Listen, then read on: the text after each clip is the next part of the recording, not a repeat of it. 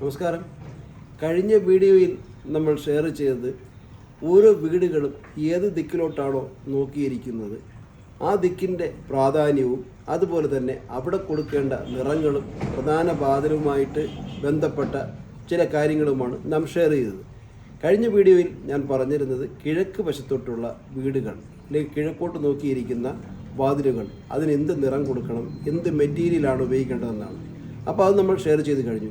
ഇന്നിപ്പോൾ നമ്മൾ വരുന്നത് തെക്ക് കിഴക്ക്, south east corner. South east corner എന്ന് പറയുന്നത് വെൽത്ത് കോർണറാണ്, സമ്പത്തിൻ്റെ മൂല എന്നാണ് അറിയപ്പെടുന്നത്. അപ്പോൾ അവിടെ നാം കൊടുക്കേണ്ടത് തടി കൊണ്ടുള്ള ഡോർ തന്നെയാണ് കൊടുക്കേണ്ടത്.